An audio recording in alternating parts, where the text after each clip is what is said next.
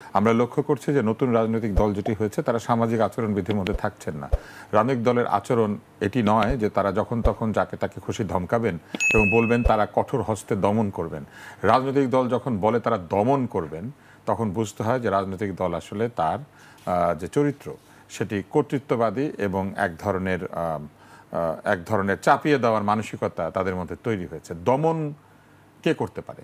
দমন করতে পারে রাষ্ট্র, দমন করতে পারে সরকার, এবং সেটা আইনের মধ্যে থেকে।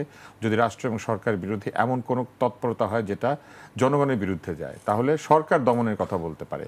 একটা রাজনৈতিক দল কোন আইনে আরেকজনকে দমন করতে পারে? সেও নাগরিক, আমিও নাগরিক, আপনিও নাগরিক। আমি আপনাকে দমন করতে পারি না, আমি আপনাকে দমন করার জন্য আবেদন করতে পারি।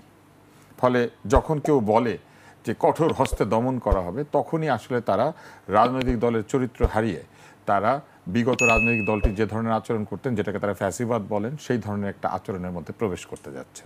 এটা হয়তো পুরনো অভ্যাস, কারণ তাদের সঙ্গে তাদের অনেক মেলামেশা ছিল।